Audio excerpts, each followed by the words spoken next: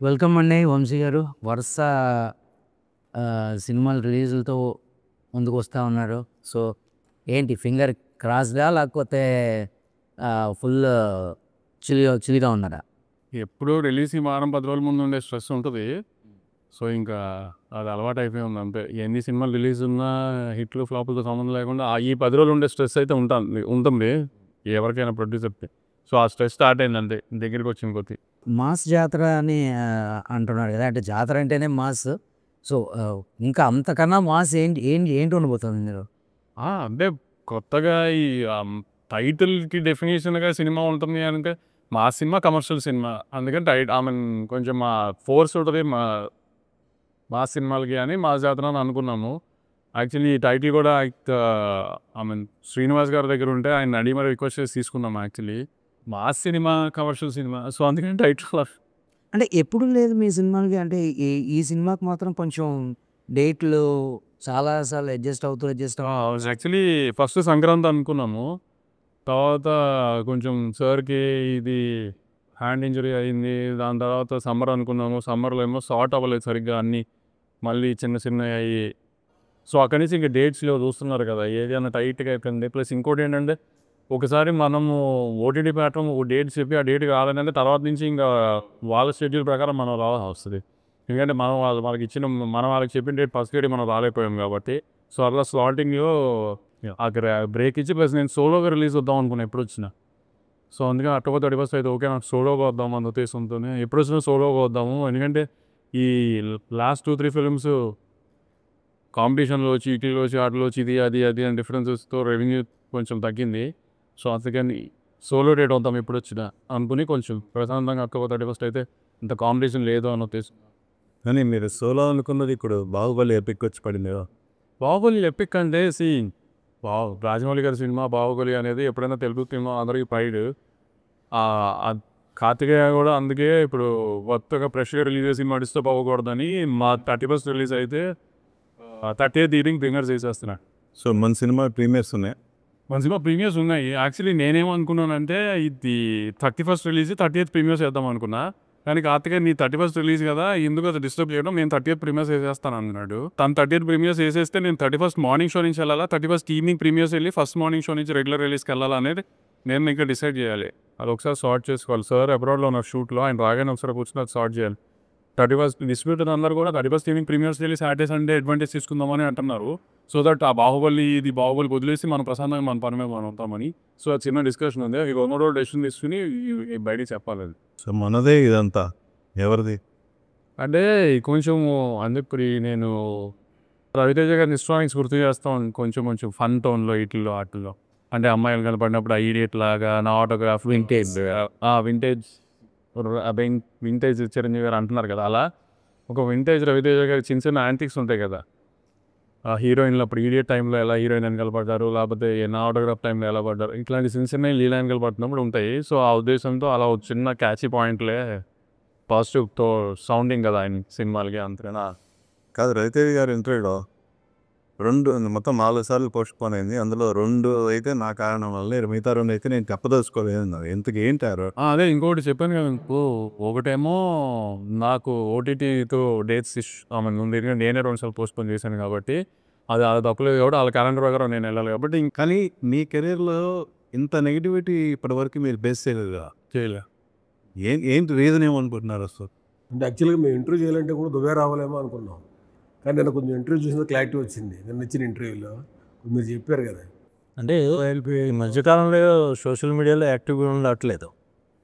ఒకప్పుడు సోషల్ మీడియాని మొత్తం భుజాన్ని వేసుకున్నారు చాలామంది, అందులో మీరు ఒకళ్ళు. ఈ మధ్యన సోషల్ మీడియాని పక్కన పెట్టారు. ఆ సోషల్ మీడియా వల్ల చాలామంది ఎఫెక్ట్ అవుతున్నారు, ట్రోల్ అవుతున్నారు. దాంతో చాలామంది డిసిషన్స్, చాలామంది వే ఆఫ్ అప్రోచ్లు మారుతున్నాయి.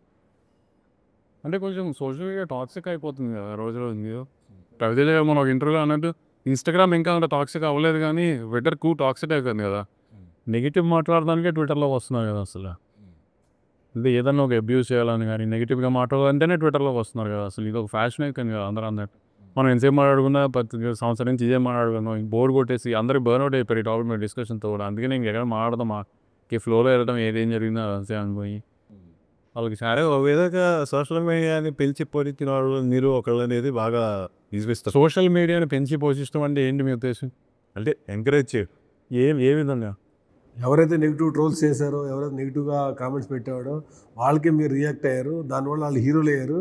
మీరు ఫస్ట్ ఈ ట్విట్టర్ రివ్యూలకి ఈ సోషల్ మీడియా దానికి బాగా ఎడిక్ట్ అయిపోయినట్టుగా ఇండస్ట్రీలో చాలామంది పరిస్థితి కనిపిస్తూ ఉంది. అంటే ఏమవుతుంది మొదలుపెట్టిన బిజినెస్ ఓవర్సీస్ యాంగిల్ చూస్తే ఓవర్సీస్ ఏదైనా ఓపెనింగ్స్ కావాలంటే ఆ ట్విట్టర్ హ్యాండిల్స్, ఆ వెబ్సైట్ సంఘం అనేది ఓవర్సీస్ పనికి వస్తుంది. మన ఇండియాకి ఎస్పెషల్లీ మన తెలుగు స్టేట్స్కి అయితే పనికిరాదు అనేది అందరికీ తెలిసిన విషయం. ఈ ఓవర్సీస్ మోజులో పడి మొత్తం దాన్ని వదిలేశారు. అదే ఎక్కువ దాన్ని రప్చర్ అవుతుంది, కారణం అవుతుంది అని. అసలు ఈ ఓవర్సీస్ మోజులో పడి ఇది అది అని కాదు. ఏంటంటే మనది కొంచెం అది గాజు బొమ్మ లాంటిది. మనం గాజు మెడలో ఉన్నట్టు ఎవడన్నా రాయొచ్చు. సో ప్రొడ్యూసర్గా కానీ, డైరెక్టర్గా కానీ, హీరోగా కానీ ఏం ట్రై చేస్తామంటే కొంచెం ఆ రాళ్ళు తక్కువ పడటానికి ట్రై చేస్తాము. కానీ లక్ష్మీనారాయణ అన్నట్టు దాన్ని ఎక్కువ సీరియస్గా తీసేసుకుంటున్నాం.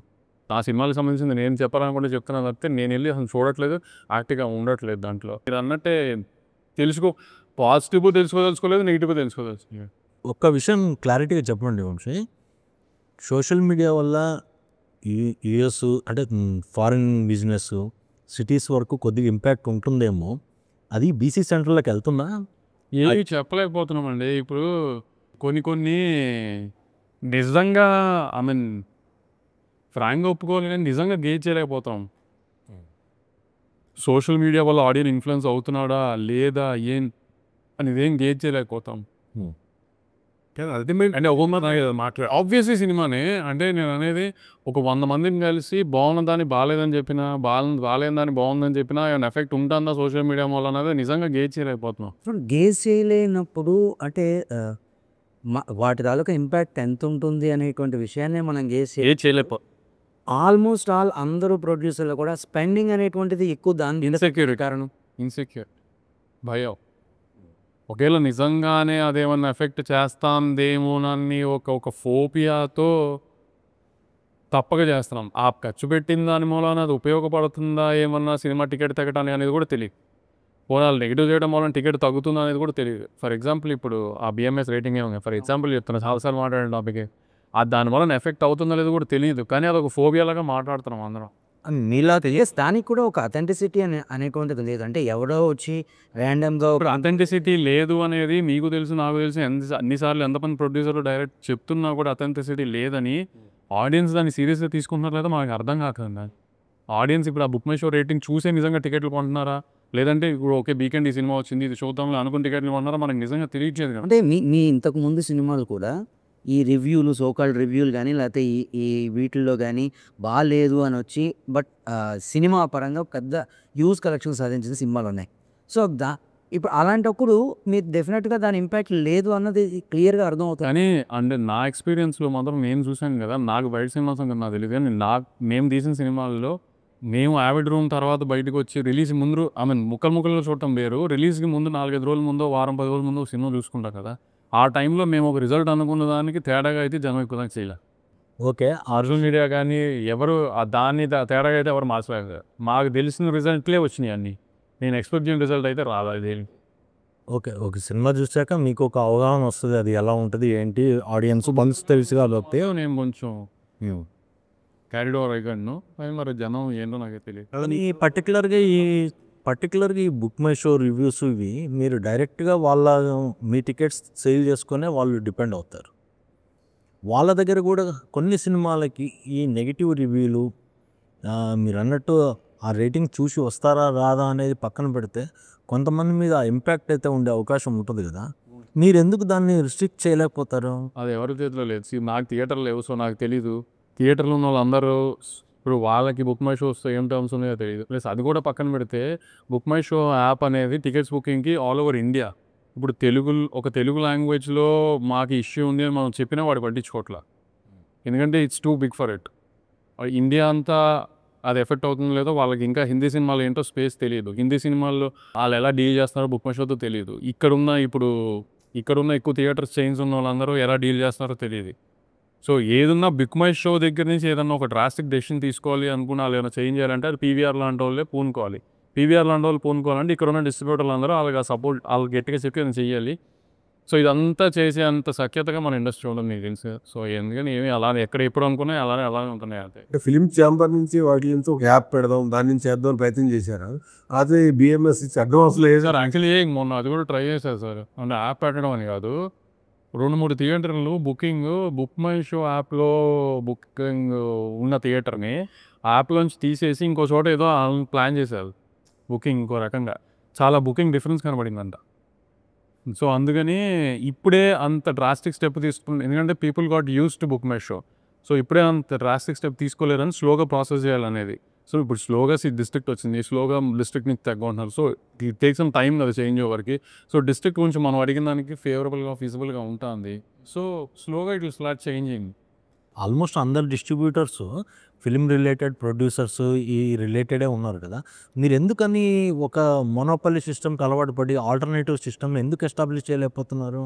ఏ వ్యవస్థలోనైనా, not only ticketing, not only 24 crafts, not only sir అది డిస్ట్రిబ్యూషన్. ఇప్పుడు ఎక్కువ థియేటర్లు ఉన్న వాళ్ళే గేజ్ చేసుకుని వాళ్ళే డిసైడ్ చేయాలి. ఇప్పుడు మేము ప్రొడ్యూసర్స్గా మేము వెళ్ళి ఫైట్ చేసేది ఏముండదు.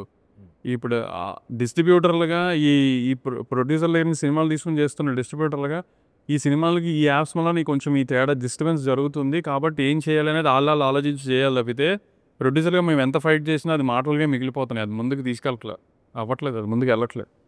అది ఇంకోటి ఇప్పుడు యూనిటీ లేకపోవడమే దీనికి మెయిన్ రీజన్. అందులో మీకు డౌట్?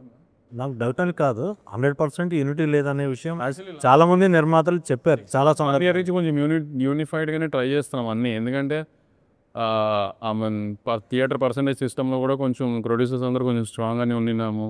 మొన్న బేటాల విషయంలో కూడా, వత్తాల విషయంలో కూడా కొంచెం గట్టిగానే ఉన్నాం. ఎందుకంటే ఆల్రెడీ బ్లీడింగ్ ఉన్నాం కదా, ఇంకా కొత్తగా ఎవరి కోసం తగ్గి చేయాల్సిన సిచ్యువేషన్స్ ఏ ప్రొడ్యూసరు లేడు ఇవాళ.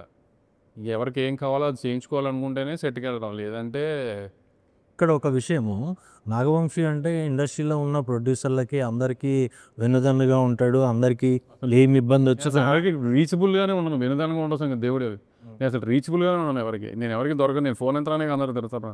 ఫోన్ ఎత్తపోయినా కన్సల్ట్ పర్సన్స్ ఏదైనా ఇష్యూ చెప్తే దాన్ని రిపోర్ట్ చేస్తారు కదా. మరి నేను అంత మంచివాడిని కాదండి. నేను ఎవరికి అలా అంత పెద్దవాడిని కాదు, అంత మంచివాడిని అసలు కాదు.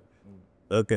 ఇంకోటి ఇప్పుడు మీరు అన్నారు ఇందాక, ఏది ఓటీటీ వాళ్ళకి ఇచ్చిన ఆ డేట్ రాకపోతే వాళ్ళు ఊరుకోరాడు. ఇంతకుముందు డిస్ట్రిబ్యూటర్స్తో కలిసి డిస్ట్రిబ్యూటర్ డిసైడ్ చేసిన తర్వాత పలానా డేట్కి వస్తే బాగుంటుందని యూనిటీగా, అంటే మెజారిటీ ఇన్కమ్ మీకు డిస్ట్రిబ్యూషన్ సైడ్ నుంచే వస్తుంది.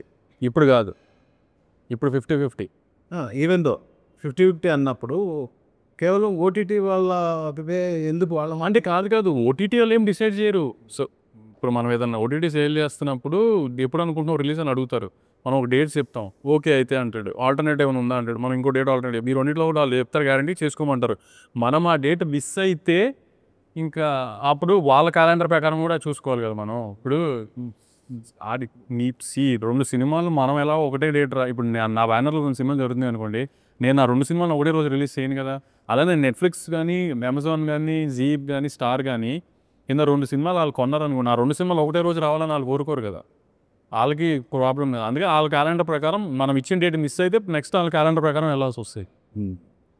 ఇంకోటి ఇప్పుడు ఈ సినిమాలో పోలీస్ క్యారెక్టర్ కదా, రవితేజ పోలీస్ క్యారెక్టర్ అంటే జనరల్గా అందరి ఆలోచనలు విక్రమార్కు రేంజ్లో ఉండాలని కోరుకుంటారు. సో మరి ఈ సినిమాకి సంబంధించి ఆ రేంజ్లో ఉంటుందా? సార్ నేను ఒక రాజమౌళి గారి సినిమాతో ఏ సినిమాని కంపేర్ చేయకూడదు. కంపేర్ చేస్తే కూడా అనవసరంగా ఇప్పుడు మళ్ళీ ఈయన సోషల్ మీడియాలో అన్హెల్తీ డిస్కషన్కి లీడ్ తీస్తాం. కానీ అవన్నీ పక్కన పెడితే రవితేజ గారు పోలీస్ యూనిఫామ్ వేసుకున్న సినిమా ఏది ఫెయిల్ అవ్వాల 90%. అట్లానే రవితేజ గారు మళ్ళీ పోలీస్ యూనిఫామ్ నా సినిమాలో వేసుకున్నా ఖచ్చితంగా ఆడియన్స్ డిసప్పాయింట్ అవ్వరు అని అయితే నేను కాన్ఫిడెంట్గా చెప్పగలుగుతాను. ఎందుకంటే ఇప్పుడు సినిమా చూసుకున్నాను నేను. ఇప్పుడు ఒక రవితేజ గారి సినిమా నుంచి మీరేం ఎక్స్పెక్ట్ చేస్తారా? ఎంటర్టైన్మెంట్ మాస్ అయింది సార్. అయ్యి ఖచ్చితంగా ఒక ఎంటర్టైన్మెంట్ కానీ, ఒక కమర్షియల్ మూమెంట్స్ కానీ, యాక్షన్ బ్లాక్లు కానీ కరెక్ట్గా ఏ ప్లేస్లో ఎక్కడ రావాలి ఏంటి అనేది కరెక్ట్గా కూర్చుంటాయి. అన్నీ పేలుతాయి గ్యారంటీ. అదైతే నేను డెఫినెట్గా చెప్పగలుగుతా. అన్నీ ఇప్పుడు చాలా కొత్తగా తీసాము, డిఫరెంట్గా తీసామని అయితే నేను పిచ్చి పిచ్చిగా చెప్పట్లేదు నేను. ఎందుకంటే రవితేజ గారు ప్రాపర్ రవితేజ గారి స్క్రీన్ మీద చూస్తాం ఎందుకు ఏది ఎలా చూస్తే ఇష్టపడతాం ఆ మూమెంట్స్ అన్నీ డెఫినెట్గా ఉన్నాయి. ఆయన మంచి పవర్ఫుల్ యాక్షన్ బ్లాకులు, ఆయన స్టైల్లో పవర్ఫుల్ డైలాగ్ అవన్నీ ప్రాపర్గా ఉన్నాయి. సెకండ్ హాఫ్ మీరు will be very very satisfied బయటకు వచ్చేప్పుడు ఒక రవితేజ సినిమా చూసి డెఫినెట్గా విల్ బి వెరీ సాటిస్ఫైడ్. నేను మొన్న కూడా ఒక ఇంటర్వ్యూ చెప్పాను కదా, ఇంటర్వెల్ ముందు 20 నిమిషాల నుంచి క్లైమాక్స్ దాకా మీ ఎక్కడ ఐ మీన్ మీరు డిసప్పాయింట్ అవ్వరు ఆడియన్స్. ఇంకోటి సాంగ్ రిలీజ్ చేసిన తర్వాత సాంగ్ మీద బాగా ట్రోల్స్ వచ్చినాయి కదా. సో ఆ సాంగ్ రిలీజ్ చేయకుండా ఉంటే బాగుండేదని ఎప్పుడన్నా అనిపించింది అసలు లేదు. ఇప్పుడు ఏదన్నా ఒక కంటెంట్ వస్తే దాని మీద ట్రోల్స్ ఆడడం అనేది కామన్ అయిపోయింది. సో ఇప్పుడు ట్రోల్ వస్తుంది ట్రోల్స్లో కొంత ఇది కూడా అబ్సల్యూట్లీ ఎక్కువగా ఉంది. వర్డ్స్ మీరు వింటే తెలుస్తుందండి. ఆయన బూతులు ఏం మాట్లాడలేదండి బాబు. ఫైనల్గా వచ్చేటప్పటికి డైలాగులు తర్వాత లిరిక్స్లో లాస్ట్లో దానికి జస్టిఫికేషన్ లిరిక్స్లో ఇచ్చేస్తారు కానీ ఏం పట్టించుకోకుండా ముందు దానికి అంటున్నారు. డిఫరెన్స్ ఆఫ్ ఒపీనియన్స్ ఎలా ఉంటాయంటే ట్విట్టర్ అని వదిలేయండి, లేకపోతే ఈ ట్రోల్స్ అనేది వదిలేస్తే ఇప్పుడు మల్టీప్లెక్స్ ఆడియన్స్ ఉన్నారు, ఏ సెంటర్ ఆడియన్స్ ఉన్నారు అనుకుందాం. ఫర్ ఎగ్జాంపుల్ డిఫరెన్స్ లేకపోతే డిస్ట్రిబ్యూటర్స్ ఉన్నారు అనుకోండి. ఒకళ్ళు ఇద్దరు డిస్ట్రిబ్యూటర్స్కి కొంచెం బూతులు ఉన్నాయేమో, కొంచెం ఇదేమో అని అనిపిస్తుందేమో. ఇప్పుడు రాంబాబు ఉన్నాడు, ఇప్పుడు ఆయనకి ఆ పాటలో బూతులు ఉన్నాయి, ఏంటంటే బూతులు ఉన్నాయి ఏంటని అడగచ్చు. ఇప్పుడు అదే ఫనీ ఉన్నాడు అనుకోండి, పాట చాలా బాగుంది అన్న, దాన్ని నేనేం చేయలేం కదా. ఇప్పుడు నాకు రాయలసీమ నుంచి డిఫరెంట్ రాయలసీమ డిస్ట్రిబ్యూటర్లు కానీ లేకపోతే మాస్ ఏరియాస్ డిస్ట్రిబ్యూటర్లు ఉంటారు కదా, అందరికి 4 పాటలు అదిరిపోయినాయండి. అది మన ప్రోమో వచ్చింది ఆ పాట, ఇంకా పాట ఇవాళ రిలీజు. సో పాటలు అదిరిపోయినాయండి, మాస్ సాంగ్స్ అన్నీ వర్కౌట్ అవుతున్నాయి. నిన్న ఒక డిస్ట్రిబ్యూటర్ ఫోన్ చేశాడు, ధమాకాల్లాగా సాంగ్స్ అన్నీ అదిరిపోయినాయండి, కంటెంట్ మాత్రం ఏమాత్రం డిసప్పాయింట్ చేయకపోయినా సాంగ్స్ గట్టిగా లాగేస్తుందండి. ఇది తెలిసి ఇప్పుడు ఒక్కొక్కరి పర్సెప్షన్ ఒక్కొక్కటిది కదా. దాన్ని మనం ఏమీ అంటే ఓ శ్రీమాన్ చూసుకుంటే స్టార్ కంటెంట్, స్టారే కంటెంట్, ఈ 2 రకాల సినిమాలు కూడా మీరు చేస్తూ ఉన్నారు. సో ఎక్కడ మీకు ఆ సేఫ్ జోన్ కనబడుతుంటుంది, లేకపోతే ఎక్కడ అంత స్ట్రెస్ ఉండని ప్లేస్ అలా ఏం లేదు. ఏ సినిమా అంటే ఇప్పుడు సపోజ్ మొన్న రీసెంట్గా మీరు చేసిన కొత్తలోక కానీ, కొత్తలోక డెఫినెట్గా కంటెంటే స్టార్ అని చెప్పాలి. అంటే యాజ్ ఏ ప్రొడ్యూసర్గా కూడా అంటే మీరు ఇప్పుడు కంటెంట్ ఓరియంటెడ్ సినిమాలు బాగా డెలివర్ చేశారు అండ్ యూ గాట్ మంచి సక్సెస్ రేట్ కూడా దాంట్లోనే ఉంది. But when it comes to like combinations మీద వర్కౌట్ చేద్దాం అనుకున్నప్పుడు కొంత అది మేము ఈ మధ్య అసలు కాంబినేషన్ ఈ మధ్య అసలు మేము ఎప్పుడు కాంబినేషన్ ఎప్పుడు తెలియదు కదా. మేము అసలు ఈ మధ్యకాలంలో మేము తీసిన ఏకైక కాంబినేషన్ సినిమా డాకు మహారాజే. అంటే త్రివిక్రమ్ గారి సినిమాలు పక్కన పెట్టండి, త్రివిక్రమ్ గారి సినిమా పెద్ద సినిమాలు అవి డిఫరెంట్గా పక్కన పెడితే, నేను ఈ మధ్యకాలంలో లాస్ట్ 2 yearsలో నేను తీసిన సినిమాల్లో కాంబినేషన్ సినిమా బాలకృష్ణ గారు, బాబీ గారు. నేను ఈ మధ్య కాంబినేషన్ సినిమా ఎక్కడ తీసాను, ఇప్పుడు తిల్లు కానీ, మ్యాడ్ కానీ, లక్కీ భాస్కర్ కానీ, బాతి కానీ, లేకపోతే మ్యాథ్ స్క్వేర్ కానీ, ఏది కాంబినేషన్ సినిమాలు ఏం కాదు కదా. డైరెక్టర్ని హీరోని కలిపాం అన్నట్టుగా ఏం లేదు కదా. ఆ ఫస్ట్ టైమర్సే కదా అంతా. ఇప్పుడు వెంకీ ఫస్ట్ టైం ధనుష్తో పనిచేస్తున్నారు, వీళ్ళంతా సో కాంబినేషన్ మీద ఎప్పుడు డిపెండ్ అవ్వలేదు. అదే సక్సెస్కి డైలీకి మీరు చెప్పాను ఈరోజు. నేను ఇప్పుడు అది ఎన్నో సక్సెస్కి ఇచ్చిన హీరో ఒక 2 సినిమాల ఫెయిల్యూర్. 2 కాదండి, కింగ్డమ్ ఫెయిల్యూర్ కాదు. కింగ్డము ఇప్పుడు మీరే అన్నట్టు ఫెయిల్యూర్ని ఏ రకంగా, ఇప్పుడు 1.5 million దగ్గర 1.82 million దగ్గర యూఎస్ చేసింది, 1 million ప్రీమియర్స్ తీసుకుంది, ఆల్మోస్ట్ 10.5-11 crores నైజాం చేసింది కింగ్డమ్. దాన్ని ఎలాంటి ఫెయిల్యూర్ అంటారు? ముందు సినిమా ఎంత చేసింది విజయ్ గారిది, దాని ముందు సినిమా ఎంత చేసింది, ఖుషి ఎంత చేసింది, ఫ్యామిలీ స్టార్ ఎంత చేసింది, కింగ్డమ్ ఎంత చేసింది తీయండి. ఇప్పుడు గౌతమ్ అనే డైరెక్టర్ జెర్సీ తర్వాత వస్తున్నాడు, ఆ ప్రమోషన్స్, అనిరుద్ధ్, ఆ ట్రైలర్, ఇవన్నిటికీ పెట్టుకున్న జనాలు పెట్టుకున్న ఎక్స్పెక్టేషన్స్కి రీచ్ అవ్వలేదు కింగ్డమ్. అంతే తప్పితే ఇప్పుడు నేను బయర్స్కి 100 రూపాయలు అమ్మితే బయర్కి కొంతమందికి 70 రూపాయలు చేసింది, కొంతమంది 80 రూపాయలు చేసింది, కొంతమంది 90 రూపాయలు చేసింది. నేను జిఎస్టీ ఇస్తే కొంతమంది బయటపడినారు, కొంతమంది సేఫ్లో ఉన్నారు, కొంతమంది 10% లాస్లో ఉన్నారు. దాన్ని అది ఆబ్వియస్లీ మా ట్రేడ్ లెక్క ప్రకారం అది హిట్ సినిమా లేకపోతే అబవ్ యావరేజ్ సినిమా, అంతేకాని ఫ్లాప్ సినిమా కదండి. ఇప్పుడు వరుస సక్సెస్లు ఇచ్చిన ప్రొడ్యూసర్కి కొంత దెబ్బతగిలిన అదే అన్న అనుకున్న రేంజ్ కింగ్డమ్ ఆడలేదు. కానీ ఆ టైంలో ఎదురడం అనవసరం డిస్కషన్ పెట్టలేదు. కానీ ఇప్పుడు మూమెంట్ వచ్చినప్పుడు చెప్తున్నా, కింగ్డమ్కి రిజల్ట్కి దానికేం సంబంధం లేదు. ఇండస్ట్రీలో success percentage 7 to 10% max. So మనకి డైలీ అనేది వస్తుంది, కానీ మేము ఇంకా అంత ఈజీగా తీసుకుంటాం అలవాటు అవ్వలేదు. అంటే ఈ 10 సంవత్సరాల కెరీర్లో 40 సినిమాల దగ్గర రీచ్ అయ్యారు మీరు. దాంట్లో మీ 90% సక్సెస్ రేషియోనే ఉంది. ఒక 10% అది కూడా బ్రేక్ ఏమన్నా మీరు చెప్పిన పాయింట్లో కొంతమంది లాస్ ఉన్నా మీరు కంటిన్యూ సినిమా చేసే డిస్ట్రిబ్యూటర్లకి ఎగ్జిబ్యూటర్లకు కానీ ఒక లైన్ ఆఫ్ సెటప్ ఉంటుంది.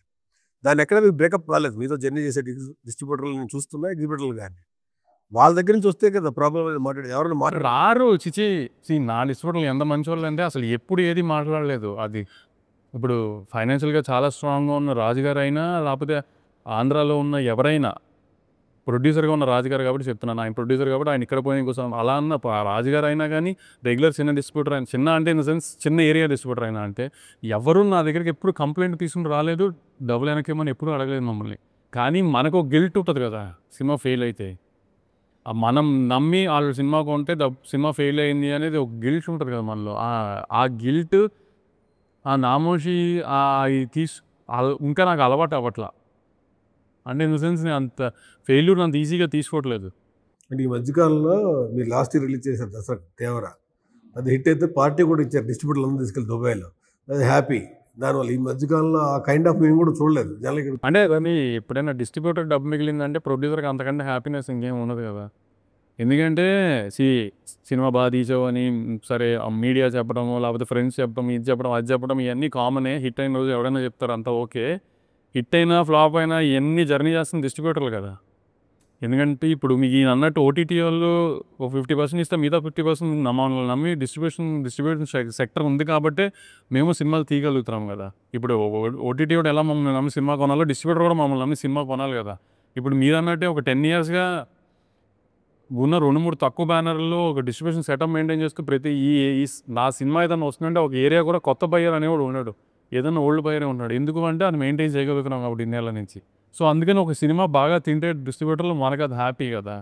అంటే ఏ ఏరియాకైనా ఏమాత్రం తేడా వచ్చినా వంశీ దాన్ని నెక్స్ట్ సినిమాలో కొంచెం చేయటమో లేదంటే దాని ఆ లాస్ని కవర్ ఎక్కువ చేస్తాడు అనేది నేను విన్న మాట మీ రెగ్యులర్ డిస్ట్రిబ్యూటర్ దగ్గర. అందులో ఏంటి మీ ఎంత ఫ్యాక్టరీ ఫ్యాక్ట్ అని కాదు సార్. ఇప్పుడు మన డిస్ట్రిబ్యూటర్లు కాపాడుకోకపోతే రేపు మనం తీసే సినిమా ఇప్పుడు దాంట్లో మానవత్వం, మంచితనం కాదు, అవన్నీ తర్వాత యాంగిల్స్ పక్కన పెడితే ప్రతి సినిమాకి కొత్త డిస్ట్రిబ్యూటర్ని ఎక్కడ ఎత్తుకుంటూ ఉంటానండి. అలా ఎలా సినిమాలు తీస్తాం అసలు? ఇప్పుడు ఒక క్రేజ్ సినిమా తీస్తామండి, 2 క్రేజ్ సినిమాలు తీస్తాం, 3 క్రేజ్ సినిమాలు తీస్తాం, మిగతా 3 అన్ని సినిమాలు క్రేజ్ రావాలని ఏం లేదు కదా.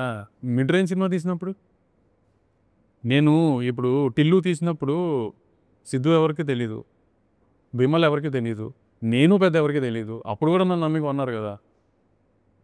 ఇప్పుడు వెంకీ రంగే తీశాడు, తర్వాత వాతి తీశాడు ధనుష్ సినిమా. అప్పుడు కూడా అందరూ అన్నారు కదా ధనుష్ సినిమా ఇప్పుడు ఇంత రెవెన్యూ ఎప్పుడు చేయలేదు కదా, ఇంత రేట్లు చెప్తావు ఏంటంటే కూడా నా బయర్లే మాట్లాడుకుని తీస్తున్నారు కదా. అట్లా మన మీద వాళ్ళకి నమ్మకం లేకపోతే మనం ఎక్స్పెరిమెంట్లు చేసినప్పుడు కానీ కొంచెం అటు ఇటు ఒక సినిమా నాకు రీసెంట్గా 2 years బ్యాక్ ఫెయిల్యూర్ అయిన ఆదికేశవ సినిమా గురించి చెప్పాను నేను. యాక్చువల్లీ సినిమా 3-4 రోజుల ముందు కాపీ తీసుకున్న రోజు కూడా చూసుకున్నప్పుడు నాకు డౌట్ వచ్చింది. నేను ముందు రోజే నాకు డిస్ట్రిబ్యూటర్స్ వాట్సాప్ గ్రూప్ ఉంటుంది, నేను ముందు రోజే గ్రూప్లో మెసేజ్ పెట్టా, మీరు అనుకున్నట్టు రిజల్ట్ రాదు కానీ మీరేం కంగారు పడకండి, నేను ఉన్నాను చూసుకుంటానికి. నేను ముందు రోజు గ్రూప్లో మెసేజ్ పెట్టేశా. ఆ మెసేజ్ పెట్టినంత మాత్రం వాళ్ళు ఎవరు డబ్బులు తక్కువ కట్టలేదు, ఏమీ చేయలేదు. కానీ తర్వాత మనం చేసేది మనం చేస్తాం అంతే. ఇంకా దాన్ని చేయకపోతే ఇంకా ఇప్పుడు తన్ని కాపాడుకోకపోతే తను నెక్స్ట్ సినిమా కొనడానికి తన దగ్గర ఫైనాన్షియల్ స్ట్రెంత్ ఉండదు కదా. ఎన్ని సినిమాల్లో పోగొడతాడు? అలా పోగొడుతూ ఉండలేరు కదా వాళ్ళు కూడా, డబ్బే కదా ఏదన్నా. సో అందుకని ఆ జర్నీ బాబాయ్ అలవాటైంది, బాబాయ్ ద్వారా అంతా అది కంటిన్యూ చేస్తున్నాం. ఒకప్పుడు శాటిలైట్ వ్యవస్థ కొద్దిగా సినిమా నిర్మాతలకి ఆదుకునే విధంగా ఉండేది. ఇప్పుడు ఓటీటీ ఓ 50% సినిమాకి హెల్ప్ అవుతుంది, మిగతా 50% గ్యాంబ్లింగ్ రిస్కే కదా నిర్మాతకి. ఇప్పుడు మీరు అంటున్నారు మధ్యలో ఓటీటీ వ్యవస్థ 50% ఇస్తుంది కాదనట్లేదు, కానీ లాస్ట్ 1 year నుంచి ఏమైపోయిందంటే సినిమా ఓటీటీలో పర్ఫామ్ చేస్తుందా లేదో కూడా చాలా ప్రెషర్ ఉంది ఇటు. అంటే ఇన్ ద సెన్స్ వాళ్ళు ఏదో మనకు ప్రెషర్ పెడతారని లేకపోతే తక్కువ ఇస్తారని ఇదని పిచ్చి రూమర్స్ అయింది. వాళ్ళు ఒకసారి ఒక మాట ఇచ్చిన వాళ్ళు ఎప్పుడు వాళ్ళు బ్యాక్అవుట్ అవ్వలేదు. కానీ ఇప్పుడు ఒక సినిమా మనం హీరోతో తీసి ఆ సినిమా థియేటర్లో డీసెంట్గానే ఆడి ఓటీటీలో సరిగ్గా పర్ఫామ్ చేయలేదు అనుకోండి, ఉన్నదే 1-2 ఓటీటీలు. కాబట్టి మనం నెక్స్ట్ టైం ఒక సినిమా తీసిన ఓటీటీ ప్లాట్ఫామ్ ఒకటి దగ్గరికి వెళ్ళేటప్పటికి మనకి కాన్ఫిడెన్స్ ఉండదు, నోటికి వచ్చిన రేట్ అడగడానికి కానీ కొంచెం వాడిని కమెంట్ చేయడానికి కానీ ఏది ఉండదు. అందుకని మనం పర్ఫార్మెన్స్ ఇప్పుడు 2 రకాలుగా చూసుకోవాల్సి వస్తుంది. ఇవన్నీ నేను చెప్పినా ఎవరికి అర్థం కావట్లేదు, కానీ థియేటర్లో పర్ఫార్మెన్స్ ఎంత ఇంపార్టెంటో ఇక్కడ అట్లీస్ట్ మన రెగ్యులర్ డిస్ట్రిబ్యూటర్లు అక్కడ కార్పొరేట్ పర్సన్ని కన్విన్స్ చేయాలి నెక్స్ట్ సినిమాతో. ఇక్కడ మనం తీసిన ముందు సినిమా వాడు కన్విన్స్ అవ్వలేదు అనుకోండి సపోజు, తనకు అనుకున్నంత పర్ఫార్మెన్స్ అవ్వలేదు అనుకోండి, మనం నెక్స్ట్ సినిమా అతని దగ్గరికి తీసుకెళ్ళి కన్విన్స్ చేయడానికి మీకు తెలియట్లా తలప్రాణం తోకొస్తుంది ఒక్కొక్కరు. అంత ఈజీగా ఓటీటీ ప్లాట్ఫామ్ మీద అమ్మేసాను లయబిలిటీ లేదు అనేది లేదు, ప్రతిదీ లయబిలిటీ ఉంది. ఎందుకంటే ఇప్పుడు ఏ ఓటీటీ ప్లాట్ఫామ్ ఎక్కడో అమెరికాలో కూర్చొని ఎక్కడో బాంబేలో కూర్చోలేదు, ప్రతిదీ మనకి డైరెక్ట్ ఫోన్ కాల్లో ఉంటున్నారు, డైరెక్ట్ టచ్లో ఉంటున్నారు. సో ప్రతిదీ లయబులే. ఇప్పుడు ఇదే సోషల్ మీడియా అంతా తను చూస్తాడు కదా, వాళ్ళు చూసుకుంటారు కదా. ఈ సినిమా సండే దాకా ఇలా ఉంది, మండే క్రాష్ అయిపోయింది, లేకపోతే ఇట్లా టాక్ వచ్చింది, ఇలా అన్నీ వాళ్ళు చూసుకుంటారు కదా. ఇవన్నీ మనకు ప్రెషర్లే కదా. అంటే థియేటర్లో పెర్ఫామ్ చేయని కొన్ని సినిమాలు కూడా ఓటీటీలో బాగా పెర్ఫామ్ చేస్తున్నాయి. అది పిచ్చి ఒక ఎవరికి తెలియని ఊరినే ఒక పిచ్చి హంబకమాగా, అసలు అది ఏమీ లేదు. అప్పుడు ఓటీటీ వాళ్ళు కొత్తగా డిమాండ్ అయినా పెడుతున్నారా లేటెస్ట్గా థియేటర్లో ఇంత కలెక్ట్ చేయాలి 100 కోట్లకి పెద్ద సినిమాలకి అది చేస్తేనే మేము ఇంత అంటే ఒక బెంచ్ మార్క్ పెట్టి దాని తర్వాత మనం ఇంకా ఎక్స్ట్రా అడిగామనుకోండి, వాళ్ళు ఏంటంటే ఒక సినిమా నాకు ఒక వాల్యుయేషన్ వేస్తారు. మనకు అయ్యే ఖర్చుకి మనం ఆ సినిమాకి అది సరిపోలేదు అనుకోండి, వాళ్ళు ఇచ్చిన వాల్యుయేషన్ మాకు ఇంత ఇవ్వండి అంటే, సరే ఇస్తాను, ఇంత బాక్స్ ఆఫీస్ చేస్తే ఇస్తాను అంటున్నాడు. మనకు సినిమా మీద కాన్ఫిడెన్స్ అంటే ఓకేనా, ఇక్కడ ముందుకెళ్తామే. లాస్ట్ 4 ఇయర్స్లో 3 స్ట్రైకులు చేశారు ప్రొడ్యూసర్స్. ఫస్ట్ ఒకటి క్యూబ్ రేట్లు తగ్గించాలని ఒక స్ట్రైక్ చేశారు. తర్వాత ఆర్టిస్టులు అంటే మెయిన్ ఆర్టిస్టులు కాకుండా కూడా సపోర్టింగ్ ఆర్టిస్టులు ఉన్నారు కదా, వాళ్ళు విపరీతంగా కూడా వచ్చి అసిస్టెంట్లు హెయిర్ డ్రెస్సర్లు వాళ్ళు విపరీతంగా ఛార్జ్ చేస్తున్నారు. దాన్ని ఒక సిస్టమేటిక్గా దారుణం చేశారు. రీసెంట్గా మనం 24 క్రాఫ్ట్ స్ట్రైక్ చేశారు. మూడాటిల్లో కూడా ప్రొడ్యూసర్స్ ఇబ్బంది పడ్డారు, రిలీజ్లకి ఆ డేట్లు ప్రాబ్లం వచ్చి. ప్రొడ్యూసర్లు మాత్రం ఎక్కడ లాభపడలేదు. దీని మీద మీరు ఏ కామెంట్ అంటారు? అంటే ఆర్టిస్టులది క్యూబుల్ అయితే అవ్వదు, అది అవ్వలేదు. ఎందుకంటే సో దాంట్లో చాలా మంది ఇంట్రెస్ట్ వేరే వేరేగా ఉన్నాయి. సో అది మన చేతిలో లేదు, మనం ఏం కామెంట్ అది తెలియదు, అది ఏం తెలియట్లేదు మాకు కూడా. అదేదో బాంబే నుంచి అది వస్తుంది, దానివల్ల నేను రిఫార్మ్ రావచ్చు అని వెయిట్ చేస్తున్నాము. సో దాని సైడ్ ఏం డెవలప్మెంట్ లేదు. ఆర్టిస్టులు అంటారా, యాక్చువల్లీ స్ట్రైక్ చేసి అనవసరం టైం వేస్ట్ చేసాం. కానీ దాని తర్వాత ఇప్పుడు ఉన్న సినారియోలో ప్రొడ్యూసర్స్ కానీ ప్రొడక్షన్స్ కానీ ఇప్పుడు ఏ స్టేజ్కి వచ్చినాయి అంటే, ఇప్పుడు పలానా రాంబాబుని అడిగాను ఎంత అన్నాడు, పర్ డే 1,00,000 రూపాయలు చెప్పి, నేను 50,000 అయితే ఇవ్వగలుగుతాను, చేసి చేయి లేకపోతే లేదు, మీకు చేయాలనుకుంటే మీరు చేస్తున్నారు, లేదంటే వెళ్తారు, ఆల్టర్నేట్కి వెళ్ళిపోతాం. అంతే తప్పితే ఫలానా ఆర్టిస్టే కావాలి ఫలానా ఏదని డైరెక్టర్లు అడగడం మానేశారు. ప్రొడ్యూసర్లు కూడా అంత రేట్ ఇచ్చి ఎవరిని పెట్టుకోవట్లేదు. ఆ రోజులు పోయినాయి. ఎందుకంటే అంత కెపాసిటీ ప్రొడ్యూసర్లు దగ్గర ఉండట్లేదు, అంత బ్యాండ్ విత్ బడ్జెట్లో ఉండట్లేదు కదా. ఎవరిని మనం కమాండ్ చేస్తే ఓ వెరీ గుడ్ అని వేరే వాళ్ళకి వెళ్ళిపోతున్నాం. ఎందుకంటే ఒక్క హీరోకి తప్పితే, డైరెక్టర్కి తప్పితే అందరికీ ఆల్టర్నేటివ్స్ ఉంటాయి. మరి అయినా ఇవి ప్రొడక్షన్ కాస్ట్ జరుగుతుంది. ప్రొడక్షన్ కాస్ట్ ఇప్పుడు దాకా జరుగుతున్న మిస్టేక్స్ అన్ని జరిగినాయి. ఇప్పుడు కరెక్షన్స్ వస్తున్నాయి లాస్ట్ 6 months నుంచే కదా. ఎందుకంటే ఓటీటీ టైట్ అయిపోయింది, హిందీ డబ్బింగ్ 0 అయిపోయింది, శాటిలైట్ 0 అయిపోయింది. మొన్నటిదాకా ఆడియో పేలింది లేచింది, ఇప్పుడు ఆడియో పడిపోయింది. థియేటర్కల్ సంగతి తెలిసిందే, ఏం సినిమాలు ఆడుతున్నాయి మీరు అన్నట్టు 10% ఆడుతున్నాయి. ఇవన్నీ ఇప్పుడు స్లోగా వచ్చినాయి కాబట్టి నెక్స్ట్ 1-2 years అనేది ఇంకా బ్యాడ్గా ఉంటుంది. నిజంగా ఒక సర్ప్రైజింగ్ ఎలిమెంట్ ఏంటంటే మీరు అన్నది హిందీ డబ్బింగ్ పడిపోయింది. అది మామూలుగా యూట్యూబ్లోని వాటిల్లోని ఎక్కువ సౌత్ సినిమాలని విపరీతంగా చూస్తారు అక్కడ అందరూ. అవుట్ ఆఫ్ ఒక సడన్గా ఎందుకని అది దాని తాలూకు ఆ మార్కెట్ పడిపోయిందని అంటే ఇప్పుడు మ్యాక్సిమం సగం ప్యాన్ అని వెళ్తున్నాము. ఇంకోటి ఏంటంటే ఇప్పుడు మనం ఓటీటీ ప్లాట్ఫామ్తో అమ్ముతున్నప్పుడే సినిమాని వాళ్ళు ఆల్ లాంగ్వేజెస్ తీసుకుంటున్నారు. సో హిందీ కూడా almost half of the films or 70% of the films వాళ్ళు డిజిటల్ ప్లాట్ఫామ్స్తోనే ఉన్నాయి. సో మీకు తెలిసినట్టు మీరు ముందు ఇప్పుడు ఇంట్లో మా అమ్మ వాళ్ళ వయసు వాళ్ళైనా ఎవరైనా ఇంకా సినిమా వస్తుంది అంటే ముందు ఇప్పుడు కిడ్స్ కానీ ఇప్పుడు మీరు కానీ లేకపోతే మీ కిడ్స్ కానీ ఎవరైనా నెట్ఫ్లిక్స్లోనో అమెజాన్లోనో ఆ సినిమా ఓపెన్ చేసి మీకు చూపించేస్తారు కదా. సో అట్లా చూసేస్తాం అలవాటు అయిపోయింది. సో శాటిలైట్ టీవీ చూడడం తగ్గింది కదా. సో అందుకని అది హిందీ డబ్బింగ్కి అదే, తెలుగు శాటిలైట్కి అదే దెబ్బ. సో అందుకే రేట్లు ర్యాపిడ్గా డ్రాప్ అవుతుంది. ఓటీటీ పీరియడ్ ఇప్పుడు హిందీ సినిమాలకి దాదాపు 7-8 days వస్తాయి. కానీ తెలుగు సినిమాలకి ఎందుకని సర్టన్ పీరియడ్ అంటూ లేదు. రీసెంట్ 2 weeksలో వస్తున్నాయి, 3 weeksలో వస్తున్నాయి, 4 weeksలో వస్తున్నాయి. ఇంకా థియేటర్కి జనాలు 4 weeks తక్కువ ఏది రావట్లేదు. ఇప్పుడు ఇది ఇంకో మళ్ళీ కాంట్రవర్షియల్ స్టేట్మెంట్ అవుతుంది. కానీ అందుకే మనకున్న సక్సెస్ రేట్ హిందీకి లేదు కదా, రెవెన్యూ పాయింట్ ఆఫ్ వ్యూ. ఎందుకంటే హిందీలో చాలా రేర్గా ఫింగర్ సక్సెస్ వస్తుంది. ఎందుకంటే ఆ 8 weeks వాళ్ళకి ఇటు థియేటర్కి ఉపయోగపడట్లేదు, అటు ఓటీటీకి ఉపయోగపడట్లేదు. కానీ థియేటర్లో టైటిల్స్ పడగానే నెట్ఫ్లిక్స్, అమెజాన్ ఈ ఓటీటీ ప్లాట్ఫామ్స్ రాగానే జనాలందరూ అరవటం అనేది కామన్ అయిపోయింది. ఆ ఇంపాక్ట్ థియేటర్ ఫుట్ఫాల్ మీద ఉండదంటారా? చెప్తున్నాను కదండి, ఇట్లా థియేటర్ ఫుట్ఫాల్ మీద ఎన్ని రకాలుగా ఎంతమంది దగ్గర నుంచి ఇంపాక్ట్ ఉంటుందో మాకైతే ఏం అర్థం కాదు. దాన్ని ఎవరైనా గేజ్ చేయలేకపో. 31st రిలీజ్ అవ్వబోతుంది. కానీ ప్రమోషన్స్ అసల ఫుల్ ఆన్ ఉన్నాయి. ఏకంగా రవితేజ ప్రమోషన్ చేయమనే గొడవ చేస్తారు అంటే అంటే ఎక్కడూ లేనిది ఆయన చాలా పాజిటివ్‌గాను యాక్చువల్లీ ఏంటంటే కొంచెం ఈ లాస్ట్ 1 వీక్ 10 డేస్ నుంచి స్లో చేయడానికి దీపావళి రిలీజులు 4 సినిమాలు వస్తున్నప్పుడు వాళ్ళు ప్రమోషన్స్‌లో ఉండి నేను ఇప్పుడు తను 2 వీక్స్ తర్వాత వచ్చే సినిమాని దాంట్లో దూర్చి ప్రమోట్ చేసిన ఉపయోగం లేదు కదా. అందుకని ఆ హడావిడి అయిపోయిన తర్వాత ఆ మండే నుంచి స్టార్ట్ చేశాను నేను. అందుకే కొంచెం మేము కూడా పుష్ చేయడం ఇంకా ఈ 2 వీక్స్ మేము గట్టిగా పుష్ చేస్తాం. ఆయన కూడా చాలా కాన్ఫిడెంట్‌గా ఉన్నట్టు కనబడుతుంది. ఆయన డల్‌గా ఇంట్రొడ్యూస్ సినిమాగా అదే చెప్పాను కదా మీకు, ఒక రవితేజ సినిమా చూడటానికి థియేటర్లో ఎంటర్ అయితే మాత్రం డెఫినెట్గా డిసప్పాయింట్ అవ్వరు.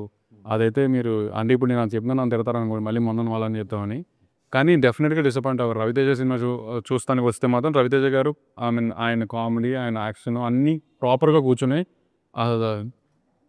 అసలు డిసప్పాయింట్ అవ్వరని గట్టిగా నమ్ముతున్నాను నేనైతే. మరి అంటే ఇంతకుముందు మీరు అన్నారు కదా, అంటే దీపావళి టైంలో చాలా సినిమాలు వస్తున్నాయి కాబట్టి నేను నా కంటెంట్‌ని అప్పుడే ప్రెజెంట్ చేయదలుచుకోలేదు.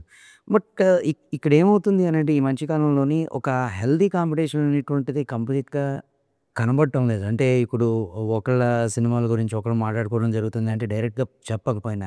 సో, ఈ ఎన్విరాన్మెంట్ మీకెలా అనిపిస్తుంది? అంటే ఇంతకుముందు ఇంత లేదు కదా! ఇప్పుడు ఎందుకు? ఈ మధ్య కొంచెం ఉంది, బ్యాక్ బైటింగ్ బాగా ఎక్కువైపోయింది. కానీ అంటే ఒక 6 మంత్స్ బ్యాక్, 1 ఇయర్ బ్యాక్ ఎక్కువ ఉండేది. ఇప్పుడు ఇంకా తగ్గుతా వస్తుంది. ఎందుకంటే ఎవరికాళ్ళు ఒకళ్ళతో ఒక ప్రొడ్యూసర్ మాట్లాడుకుంటాం, ఇవన్నీ ఎక్కువ జరుగుతున్నాయి ఇప్పుడు.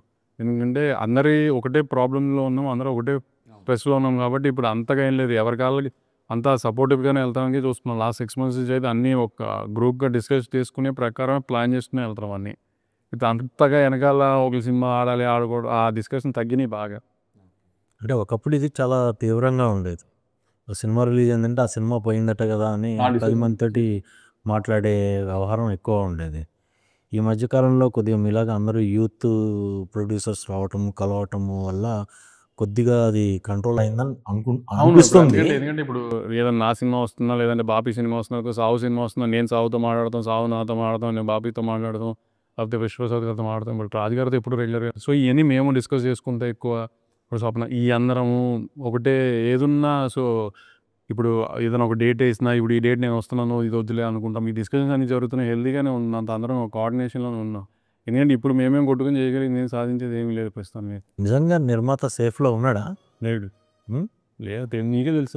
అందుకనే అది ఆ క్వశ్చన్ అడగడానికి రీజన్ ఏంటంటే నిర్మాతల మధ్యనే కాంపిటీషన్ ఈ సినిమా అదే చెప్తున్నాను కదా. ఇప్పుడు ఇదివరకు లాగా హీరోతో వీళ్ళు సినిమా తీయాలనుకుంటున్నారు, ఒక డైరెక్టర్తో వీళ్ళు సినిమా తీయాలనుకుంటున్నారు అంటే ఇదివరకు వెళ్ళి ఎక్కువ రెమ్యునరేషన్ ఆఫర్ చేసి అని జరిగాయి. ఇప్పుడు అసలు ప్రశాంతంగా చేసుకో, పర్లేదు ఒక 6 నెలల సంవత్సరం అయితే మళ్ళీ ఖాళీ అవుతాం, అప్పుడు చేసుకుందాం, అంతేగా హడావిడి ఏం లేదు. ఎందుకంటే ఇప్పుడు మనం హడావిడిగా సినిమా చేసిన మాత్రాన ఆ హీరోది ముందు ఓటీటీ సినిమా ఈ సంవత్సరం ఏదైనా రిలీజ్ అయిందా, ఇవన్నీ 100 లెక్కలు ఉంటున్నాయి. ఎందుకంటే ఓటీటీ ఒక హీరో సినిమా ఒకటే పెట్టుకుంటాడు అంటాడు ఇయర్కి.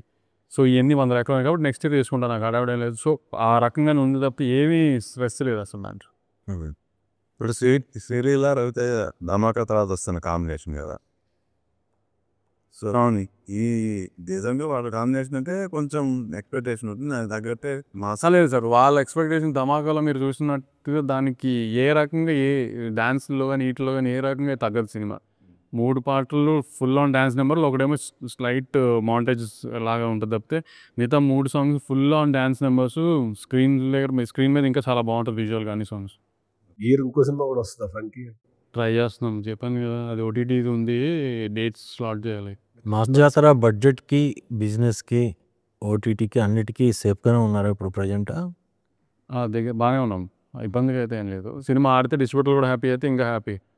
అది ఎందుకంటే జిఎస్టీ యాంగిల్ ఇవన్నీ తర్వాత వస్తాయి మాకు, అవన్నీ ఇప్పుడే రిజల్ట్ రాకుండా సినిమా ఫైనాన్షియల్ పొజిషన్ చెప్పే పొజిషన్లో ప్రొడ్యూసర్ లేడు ఇప్పుడు. సో అందుకని కానీ ఇండస్ట్రీలో చాలా క్రేజియస్ట్ ప్రాజెక్టు, చాలా ప్రేక్షకులకు అందరూ ఇంట్రెస్టింగ్ ఉన్న ప్రాజెక్టు త్రివిక్రమ్ గారు, వెంకటేష్ గారు కాంబినేషన్. అది ఎప్పుడు రిలీజ్ అనుకుంటున్నారు? నిన్నే శ్రీనిధిని తీసుకుంటున్నారు. అసలు too early to comment on about it లేండి, వాళ్ళ టైం నేను చెప్తాను. ఇప్పటికి నాకే ఏమీ తెలియదు కాదండి. అనగనగా ఒకరోజు సంక్రాంతి రిలీజ్ చేయబోతున్నాను. అంత కాంపిటీషన్లో ఎంతవరకు నిలబడుతుంది అనుకుంటున్నాను? నేను ఇప్పుడున్న కాంపిటీషన్లో నా సినిమా ఎలా నిలబడుతుంది ఏంటో నాకు తెలియదు, కానీ నేను లాస్ట్ 2-3 ఇయర్స్ సంక్రాంతి చూసి నేను నేర్చుకుంది ఏంటంటే సంక్రాంతిలో జనరల్గా ఒక మిడ్ రేంజ్ సినిమా వేయటమే అడ్వాంటేజ్గా ఉంటుంది ఇప్పుడు. ఎందుకంటే ఒక పెద్ద హీరో సినిమా, ఒక పెద్ద సినిమా ఎప్పుడు వేసినా ఓపెనింగ్ అనేది గ్యారంటీ, పెద్ద హీరోలు కాబట్టి ఆ క్రేజ్ ఉంటుంది కాబట్టి ఎప్పుడైనా ఓకే. కానీ ఒక మిడ్ రేంజ్ సినిమాకి పండగ చాలా హెల్ప్ అవుతుంది. ఎందుకంటే మేము అప్పుడు చిన్న రేట్లు మనం మామూలుగా మిడ్ రేంజ్ సినిమా చిన్న రేట్లుగా ఉండదు, ఆ చిన్న రేట్లు 2-3 రోజుల్లో వచ్చేసి డిస్ట్రిబ్యూటర్లు తొందరగా డబ్బు చూస్తానికి ఛాన్స్ ఎక్కువ ఉంటుంది సంక్రాంతి టైంలో. అందుకని ఒక మిడ్ రేంజ్ కామెడీ సినిమా వేస్తే సినిమా బాగుంది అని దేవుడి వల్ల అంటే ఎంత అన్నా అడ్వాంటేజ్ తీసుకోగలుగుతాం అనేది చూస్తున్నాం కదా లాస్ట్ 2 సంక్రాంతి నుంచి. సో అందుకని అది ట్రై చేద్దామని మిడ్ రేంజ్. డెఫినెట్‌గా ఓవర్ ఫ్లోస్ అనేటువంటివి ఏవున్నాయో ముందు ఆ టికెట్స్ అవైలబుల్ కానివాళ్ళు కూడా డెఫినెట్‌గా వీటి వైపు అట్రాక్ట్ అవుతారు. సో, ఆ రకంగా కూడా అంతే నెంబర్ ఆఫ్ థియేటర్స్ చూసుకుంటే అంతే ఇప్పుడు అదే మీకు చెప్తున్నాను. మీరు ఇందాక అన్నారు చూసారు డిస్ట్రిబ్యూటర్ని కాపాడుకుంటాం మనం ఏం జరుగుతుందని. ఇట్లా కాంపిటీషన్ వచ్చినప్పుడు నాది పెద్ద సినిమానా చిన్న సినిమానా ఇట్ డజంట్ మ్యాటర్. నా డిస్ట్రిబ్యూటర్లు అందరూ అంత స్ట్రాంగ్. నేను చిన్న సినిమా తీసినా, మిడ్ రేంజ్ సినిమా తీసినా, పెద్ద సినిమా తీసినా ఇంత టైట్ సిచ్యువేషన్స్ వచ్చినా నా సినిమాకి కావాల్సిన థియేటర్లు వేయగలుగుతారు. ఇప్పుడు ఒక థియేటర్ 2 థియేటర్లు ఉన్న సింగిల్ స్టేషన్స్ లాంటి చోట్ల కథ హీరో సినిమాలే పడతాయి. అంత డౌన్కి మనం వెళ్ళాల్సిన పని కూడా ఉండదు మనకి మిడ్ రేంజ్ సినిమాలకి. సో మనకి సిటీస్లో ఇట్లో మెయిన్ బీ సెంటర్లో ఇట్లో మంచి థియేటర్లు పడాలి. అవన్నీ నా డిస్ట్రిబ్యూటర్లు వెరీ స్ట్రాంగ్, గ్యారంటీ వేయగలుగుతారు అక్కడ. 2025లో సితార్ ఎంటర్టైన్మెంట్ బ్యాలెన్స్ షీట్ ఏంటి? I'm not that happy. Tillu 3 ఉంటుందా సిద్ధుతో నెక్స్ట్? ప్లానింగ్ అయితే బ్యాడ్ యాస్ అనౌన్స్ చేసేసి ఉంది. సో ఇప్పుడు సిద్ధు నెక్స్ట్ 1 వీక్ 10 డేస్లో కొంచెం ఫ్రీ అయిపోయిన తర్వాత అంతా కూర్చుని కానీ ఎలా వెళ్దామంటే అలా తనతో కూర్చొని డిస్కస్ చేయాలి. అది మీరు భవిష్యత్తులో డైరెక్షన్ చేసే ఉద్దేశం ఉందా? యాక్షన్ చేస్తారా? కొన్ని ఎమ్మెల్యే అవుతారా, ఎంపీ కానీ?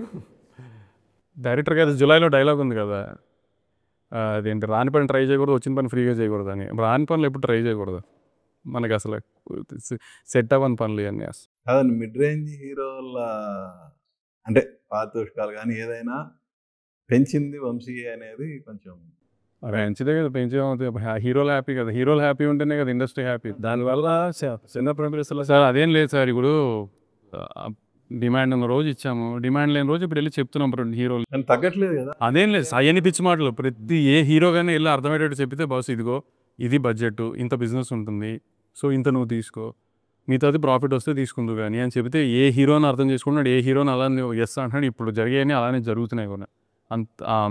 ఏ హీరో అన్రీజనబుల్గా లేదు సమస్యలో ఇంత ఇస్తేనే షూటింగ్ చేస్తానంటే అప్పుడు అలాంటితో ఎవరు పని చేయట్లేదు కూడా. కాదు వంశీ, నిజంగా అలాంటి పరిస్థితి ఉన్నప్పుడు బడ్జెట్ కంట్రోల్లో ఉంటుంది కదా. ట్రై చేస్తున్నాం గట్టిగా. అసలు బడ్జెట్ కంట్రోల్లో ఉంచందే నేను మైత్రి అని కంప్లైంట్. సో ఇప్పుడు మేమే చాలా జాగ్రత్తగా బడ్జెట్ కంట్రోల్లో తీసుకురావడానికి మ్యాక్సిమం నెక్స్ట్ 1-2 ఇయర్స్ అదే పని. ఇక్కడ తయారయ్యే కథలు అన్నిటి విషయంలోని మెయిన్ ఏ కథ అయినా సితారాలో ఓకే అవ్వాలి అని అంటే డెఫినెట్గా అది త్రివిక్రమ్ గారు కూడా ఓకే చేయాలి అనేటువంటి ఒక ఇది కూడా ఉంది. అది ఎంతవరకు విక్రమ్ గారు ముందు కథలు ఇప్పుడు అంటే ప్రీగా ఉంటే ఇప్పుడు ముందు వింటారు కానీ నేను మరీ ఇది కొంచెం ఆయన వింటే కరెక్ట్ అని తెలిసాయి. లేదంటే ఇప్పుడు ఆయన సినిమా పని స్టార్ట్ అయిపోయింది కాబట్టి 2 సినిమాలు ప్యారల్గా పనిచేస్తున్నారు కూడా కథల మీద.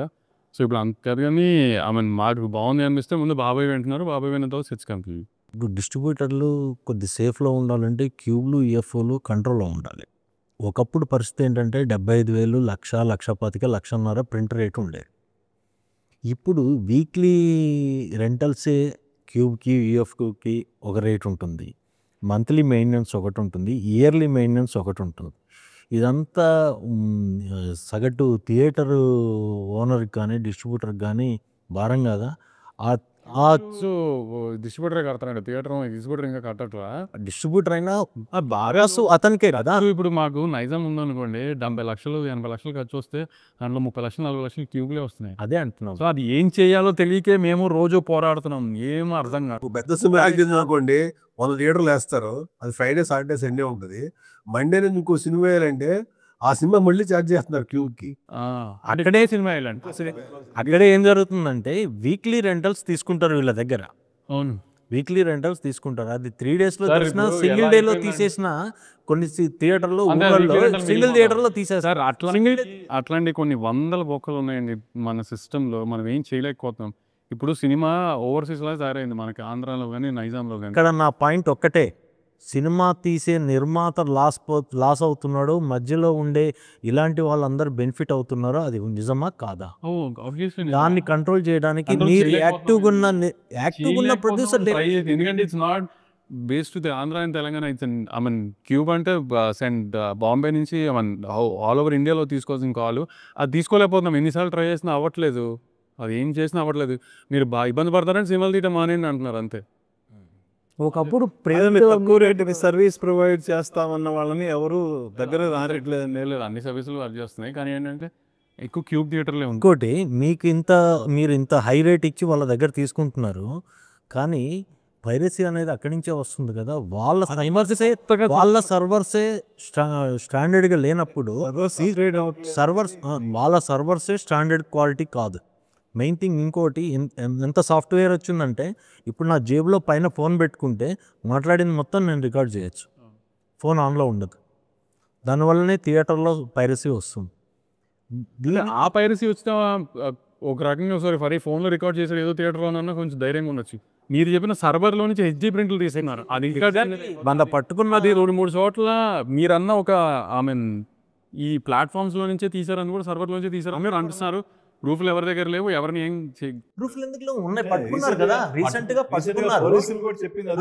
కానీ ఇప్పుడు ఏం చేయటానికి ఎవరి చేతిలో ఏమీ లేనట్టు ఉంది పొజిషన్, ఎవరు ఏం చేయలేకపోతున్నాం. అదేగా చెప్తున్నా, అంత హెల్ప్లెస్ సిచ్యువేషన్స్లో ఉన్నాం. అంత పైరసీ చేసిన కుర్రోడు ఒక ఇంటర్మీడియట్ కుర్రోడు, వాడు ఎందుకు చేసావంటే చిన్నప్పటి నుంచి వాడిని క్లాస్లో వాడిని బాగా ఇన్సల్ట్ చేయడం వల్ల నేను ఏదో చేయాలనే ప్రయత్నంలో భాగంగా ఈ డార్క్ వెబ్సైట్లకు వెళ్ళటము, ఇలా వాడు ఎడ్యుకేట్ అయ్యి వాడు నేర్చుకొని కొన్ని కోట్లు కొల్లగొట్టాడు. ఇండస్ట్రీ అందరికీ లాస్. మీరు ఎవరు చూడని, మీ సినిమా మీరు చూడని టైంలో కూడా వాడు సినిమాలు చూశాడు. అది డైరెక్ట్గా మన పోలీసుల దగ్గర ఒప్పుకున్నాడు ఆ విషయం. కానీ అక్కడ వాడు గ్రేటా మీరు ఇదా అనేది కాదు పాయింట్ ఇక్కడ. అంత మీ దగ్గర ఉన్న కోట్ల సాఫ్ట్వేర్ని ఒక సెక్యూర్ లేని ప్లేస్లో పెడుతూ మీరు వాళ్ళనే నమ్ముతున్నారు కదా.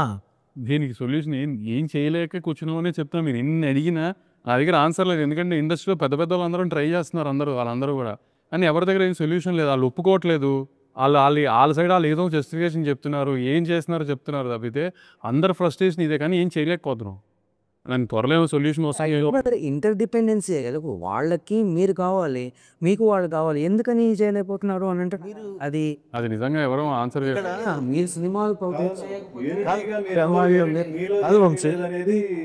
కాదు వంశీ, ఇక్కడ అందరూ వేరుగా వెళ్ళి పోలీసు దగ్గర అది ట్రై చేస్తూనే ఉన్నాం. ఢిల్లీలో కూర్చున్నారు సుప్రియ గారు, అన్నీ ట్రై చేస్తూనే ఉన్నాం. అవన్నీ ఇప్పుడు కొన్ని ఈ ప్లాట్ఫామ్స్ నుంచి వస్తుంది. ఈ ప్లాట్ఫామ్స్ ఎందుకు కంట్రోల్ చేయట్లేదు అంటే అది ఎవరికి ఎందుకు అవ్వట్లేదు, ఎవరి వల్ల అది ఆ ప్లాట్ఫామ్ కంట్రోల్ చేయటం. ఇంతకుముందు మనకి పైరసీ కంట్రోల్ సంబంధించి ఆపరేట్ రూల్ ఉన్నది, కానీ అవన్నీ ఆల్రెడీ వచ్చేసిన పైరసీ సినిమాలు తీయటానికి అసలు రాకుండా ఆపటానికి సొల్యూషన్ ఏం తెలియట్లేదు. ఇంకా దానికి వచ్చేసిన వాటిని తీయడానికి ఇవన్నీ పైరసీ పని. గవర్నమెంట్ ఎంత సపోర్ట్ చేస్తున్నారు కదా. టికెట్ విషయంలో, ఈ థియేటర్స్ క్యూబ్ విషయంలో మీరు ఒక డిసిషన్ తీసుకొని ఒక పాలసీగా మీరు వెళ్తే మీకు గవర్నమెంట్ కోఆపరేట్ చేస్తుంది కదా. గవర్నమెంట్ చేస్తానంటున్నారు, కానీ ఏంటంటే ఇనిషియేషన్ తీసుకునే వాళ్ళు ఎవరు రావట్లేదు ముందుకే.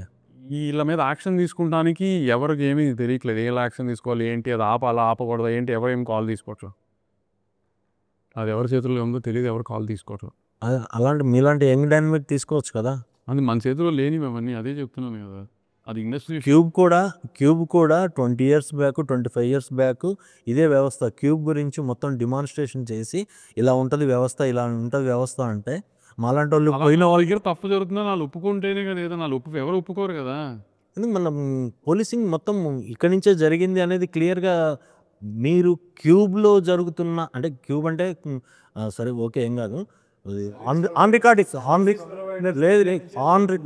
రికార్డే పోలీస్ మన చెప్పింది. వీళ్ళ సినిమాలు తీయటమే కాదు, వాళ్ళ ఆఫీస్లో ఎంతమంది ఉన్నారు, ఎంతమందికి ఎంత శాలరీస్ ఉన్నాయి, ఏ పాస్వర్డ్ దేంట్లో ఉందనేది కూడా ట్రేస్ అవుట్ చేశారు. అంత డొల్లగా ఉన్న వ్యవస్థనికి ఆల్టర్నేటివ్ ఎందుకు ఆలోచించట్లేదు అనేదే మెయిన్ పాయింట్. మీ ఒక్కళ్ళదే కాదు, వాళ్ళ డొల్లతనం కూడా అక్కడ బయటపడింది. మొన్న పబ్లిక్గా పోలీసింగ్ మొత్తం దాని గురించి క్లియర్గా చెప్పారు.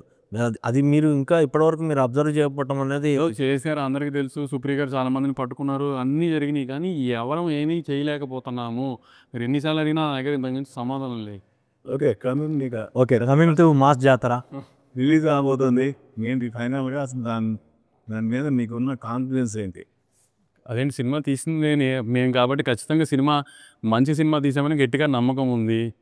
చూసారా సినిమా చూసుకున్నాం, నేను చూసుకుంటాం కాక నాకేమన్నా నేను ఓవర్ కాన్ఫిడెంట్ అయిపోయానేమో, మనకేమన్నా ఈ చిన్న చిన్న మనకేమన్నా ఆమెను ఎందుకు వచ్చిన గోల అని నా డిస్ట్రిబ్యూటర్లు కూడా చూపించేసాను. నేను అందరూ వెరీ హ్యాపీ. అందరూ సెకండ్ హాఫ్ చాలా బాగుందని అందరూ చాలా కాన్ఫిడెంట్గా ఉన్నారు. సో ప్రాపర్ ఐ మీన్ మంచి రవితేజ గారి సినిమానే ఇస్తామని గట్టిగా నమ్ముతున్నాను నేనైతే. మరి సినిమా చూశాక మీకు ఒక కాన్ఫిడెన్స్ వస్తుంది, ఏదర్ గుడ్ ఆర్ బ్యాడ్ పక్కకు పెడితే. మీరు ఫస్ట్ ఎవరి ఒపీనియన్ ఎక్కువ బిలీవ్ చేస్తారు సినిమా అయిపోగానే? మీరు మీతో పాటు చూసిన వాళ్ళ, లేకపోతే ఎడిటింగా, లేకపోతే ఫస్ట్ చూసేది బాబాయ్. తర్వాత బాబాయ్ నవీన్ కలిసి చూస్తాడు, ఎడిటరు కాబట్టి తను ఎడిట్ వేసేసిన బాబాయ్ చూస్తాడు. బాబాయ్ ఎక్స్పోజ్ చేస్తే నవీన్ డౌట్ నవీన్ ఉంటే దాని తర్వాత అన్ని సెట్ చేసుకున్న తర్వాత ఫ్రెష్ ఆడియన్గా నేను చూస్తాను. నేను చూసిన తర్వాత నాకు ఏదైనా డౌట్స్ ఉంటే అప్పుడు చుట్టుపక్కల అందరూ, నాది ఏ సినిమా అయినా నేనేం దాచుకోను. ఇది చూస్తే నెగిటివ్ చెప్పేస్తారేమో, నెగిటివ్ ఏమైనా చెబితే బెటర్, ఏమైనా కరెక్షన్ చేయడం టైం ఉంటుందని నేను ఎప్పుడు చూపిస్తూనే ఉంటా. సో అట్లానే నేను ఒక ఆల్మోస్ట్ 10-12 మందికి చూపించేసాను. ఆల్మోస్ట్ ఇంకేంటి 15 మందికి చూపించాను నేను. సో నాకైతే ఎవరు నెగిటివ్గా చెప్పలేదు. ఓకే, అందరూ యునానిమస్గా సెకండ్ హాఫ్ బాగుందని చెప్పారు, ఇంటర్వెల్ బ్లాక్ అదిరిపోయిందని చెప్పారు. సో ఇప్పుడు జనరల్గా ఏ సినిమా అయినా కొంచెం కథలోకి ఎంటర్ అవ్వడానికి టైం పడుతుంది కదా, ఆ చిన్న టైం తీసుకుంటుంది. కానీ ఒకసారి కథలోకి ఎంటర్ అయిన తర్వాత సినిమా ఎక్కడ ఆగలేదు, సెకండ్ హాఫ్ అయితే చాలా బాగా కూర్చుంది అనేది అందరూ చెప్తున్నారు. హోప్ఫుల్ ఇదే జనం చెప్తారని నమ్ముతున్నాను గట్టిగా. ఇదే ఇప్పుడు సీక్వెన్స్ టైంలో మాసాత 2 లేదండి, అలాంటి కథ కాదన్న. ఈ మధ్య నిర్మాతలు హీరోలు అందరూ కూడా పీడియాడిక్ సినిమాలకి వాటిపై కొద్దిగా ఇంట్రెస్ట్ ఎక్కువ చూపిస్తున్నారు కదా, దాంతో పాన్ ఇండియాకి వెళ్ళడానికి. మీరు ఇండియాకి వెళ్ళడానికి కానీ పీరియాడిక్ సినిమా అని కాదులేండి. ఇప్పుడు ఏదో మనం ఏదో జీనియస్గా మనం ఏదో అనాలిసిస్ చేసామని కాదు, కానీ ట్రెండ్ చూస్తే కామెడీ సినిమాలు బాగా చూస్తున్నారు, కొంచెం భక్తి సినిమాలు బాగా చూస్తున్నారు. ఆ యాంగిల్లోనే మీరు ఇప్పుడు చందుతో మొదలు అది మనం ఎప్పటి నుంచో, అది చందు డ్రీమ్. అది ఇద్దరము, చందు అప్పటి నుంచో ఆంజనేయ స్వామి భక్తుడు. నీకు తెలిసి నేను 10 ఏళ్ళ నుంచి మంగళవారం అంటే ఆంజనేయ స్వామి గుడికి వెళ్తాను, నాకు అది. సో అది ఎప్పటి నుంచో అనుకోదు. చందు ముందు సినిమాగా తీద్దాం అనుకున్నాం, కానీ కొంచెం ఈ నరసింహస్వామి సినిమా ఎన్ని వచ్చిన తర్వాత కొంచెం ధైర్యం వచ్చి ఈ రకంగా ట్రై చేద్దాం అనుకున్నాం. కానీ నరసింహస్వామి సినిమా ఒక జానర్, ఒక కైండ్ ఆఫ్ యానిమేషన్, మనం ఇంకో కైండ్ ఆఫ్ యానిమేషన్ వెళ్తున్నాం, కొంచెం జాపనీస్ స్టైల్లో ఇట్లా. అది it be good, very good experience. ఇప్పుడు ప్రపంచంలోనే ఆంజనేయ స్వామి అంత బలశాలి లేరంటారు కదా. సో అంత ఆంజనేయ స్వామి అంత బలమైన ఆయన ఒక మాస్ హీరోగా చూపిస్తే ఎలా ఉంటుందో అలా ట్రై చేస్తున్నాం వాయుపుత్ర కమర్షియల్ సినిమాలో. ఇప్పుడు మీకు ప్రభాస్ని సలార్లో చూస్తే ఒక మాస్ హై వస్తుంది చూసారు, అలా ఆంజనేయ స్వామిని చూస్తే వచ్చేటట్టుగా డిజైన్ చేశాడు చందు సీక్వెన్సెస్ అని. సంక్రాంతికి ఒక టీజర్ ట్రై చేస్తాం, ఆ టీజర్ వస్తున్నప్పుడే మీకు ఒక ఐడియా వస్తుంది. అంటే ఒక మాస్ హీరోని చూసినట్టు ఫీల్ అవుతారు ఆంజనేయ స్వామిని చూస్తే. అలా ట్రై చేస్తాం కొత్త రకం యానిమేషన్. మిగిలిన ప్రొడ్యూసర్లు అందరూ కూడా వేరే లాంగ్వేజ్కి ట్రై చేస్తున్నారు, మా తమిళ్ కానీ మలయాళం, కన్నడ, హిందీకి వెళ్తున్నారు. మీరు స్టిక్ ఆన్ ఓన్లీ తెలుగులో ఉన్నారు. ఇది మన ఈ 2 స్టార్ట్ అవుతున్నాయి కదా, ఇక్కడ స్టార్ట్ అవ్వండి. సారీ, సూర్య గారిది అయితే ఆల్మోస్ట్ 50% అయిపోయింది. ఒక మార్చి నుంచి రిషబ్ శెట్టి గారిది కన్నడ సినిమా స్టార్ట్ అవుతుంది కదా. 2 పాన్ ఇండియా సినిమాలా, 2 మల్టీ లాంగ్వేజ్? సూర్య గారిది పాన్ ఇండియా సినిమా కాదు, రిషబ్ గారిది పాన్. సో పాన్ ఇండియా సినిమాల వల్ల డెఫినెట్గా అడ్వాంటేజ్ ప్రొడ్యూసర్కి ఉంటుందా? ఉండట్లేదు, ఏమీ ఉండట్లేదు. పాన్ ఇండియా అని మనం అనుకుంటే సరిపోదు, జనం అనుకోవాలి. జనం అలా 3-4 సినిమాలే అనుకుంటున్నాను. అంటే ఇప్పుడు ఈ రోజు టైప్ పాన్ ఇండియా అంటే ఏమైపోయిందంటే తెలుగులో తీసేసిన తర్వాత ఉత్తర సైడ్ పోస్టర్ వేసి దాని టైటిల్ పెట్టి కింద 5 లాంగ్వేజ్ పాన్ ఇండియా కాదు, అది పాన్ ఇండియా కాదు బస్, అది పాన్ ఇండియా సినిమా కాదు. పాన్ ఇండియా సినిమా అంటే హిందీలో జనానికి కూడా ఇంట్రెస్ట్ ఉండాలి ఆ సినిమా మీద. కింద 4 టైటిల్ వేసి కింద 5 లాంగ్వేజ్లు వేస్తే పాన్ ఇండియా సినిమా కాదు. అది కింద 5 లాంగ్వేజ్ వేసిన ప్రతి సినిమా పాన్ ఇండియా సినిమా అయితే కాదు. నేను రవితేజ్ గారితో ఇప్పుడు సినిమా జాతర చేశారు కదా, జనరల్గా మీరు ఏ హీరో చేసినా మళ్ళీ నెక్స్ట్ మళ్ళీ రిపీట్. రవితేజ గారితో నెక్స్ట్ ఇయర్ సినిమా ఉందండి. బ్యాడ్ డైరెక్టర్ అందుకే అతను ఇంటర్వ్యూ చేసి ఇంటర్వ్యూలో భయపెట్టారు, చాలా ఫన్నీగా చేశాడు కళ్యాణ్. అదే ఇండైరెక్ట్గా ఏమైనా ఎంట్రీ ఇచ్చారా? మ్యాన్ డైరెక్టర్తో ఇంటర్వ్యూ చేయించి మొత్తం అదేది ఒక యూనివర్స్ లాగా తీసుకొని వచ్చి అందులో అయితే ఉండేటట్టు. అలాగే దానికి టైం ఉంది ఇంకా. కానీ ఏంటంటే మ్యాడ్ డైరెక్టరే నెక్స్ట్. అంటే ఇప్పుడు అందరూ ఇప్పుడు ప్రశాంత్ ఇట్లా ఆంజనేయ స్వామి కైండ్ ఆఫ్, లేకపోతే సూపర్ హీరోలతో ఒక సినిమాటిక్ యూనివర్స్ తయారు చేశాడు, లేకపోతే లోకేష్ ఆ కైండ్ ఆఫ్ అతను ఒక ట్రై చేశాడు కదా. ఇప్పుడు మ్యాడ్ డైరెక్టర్ ఏం ట్రై చేస్తున్నాడంటే మేము ఫన్ టోన్లో యూనివర్స్ క్రియేట్ చేస్తానని ట్రై చేస్తున్నాం. ఇప్పుడు మ్యాడ్ 1 మ్యాడ్ 2 ఎలాగో నెక్స్ట్ మ్యాడ్ జూనియర్స్ అని ట్రై చేస్తున్నాం. అంటే ఇప్పుడు మ్యాడ్ పిల్లలు ఇంజనీరింగ్ పాస్ అవుట్ అయిపోయి వెళ్ళిపోయారు కదా, వాళ్ళు వెళ్ళిపోయిన తర్వాత నెక్స్ట్ బ్యాచ్ వస్తుంది కదా, ఒక 6 years తర్వాత వచ్చిన నెక్స్ట్ బ్యాచ్ పిల్లలతో ఏం జరిగింది అనేది మ్యాడ్ జూనియర్స్ అని ట్రై చేస్తున్నాం. అండ్ మ్యాడ్ సీక్వెల్ కాదు, it will come under comic universe of Kalyan in that genre అంతే. సో అలా ట్రై చేస్తున్నాం. మ్యాడు టిల్లు రెండు అంటే ఐ మీన్ మ్యాడ్ అంటే ముగ్గురు మనుషులు కదా. సో ఆ ముగ్గురు టిల్లుని కలపాలని ఎప్పటి నుంచో అనుకుంటున్నాము. అది ఎలా కుదురుతుందని చూడాలి. కూడా మంచి ఐడియా యాక్చువల్గా. ఎందుకంటే అందరూ ఇంకా టాప్ టు దీనిలో ఉంటారు ఒకేసారి. సో అందుకే అది ఎలా అనేది చూస్తాం. ఇంకా మాకు ఐడియా అంత తట్టలేదో చూడాలి. ఓకే అండి, ఆల్ ది బెస్ట్. మళ్ళీ అనగానే ఒకరోజు కలుద్దాం. ఆల్కహాల్ కూడా ఉంది ముందు.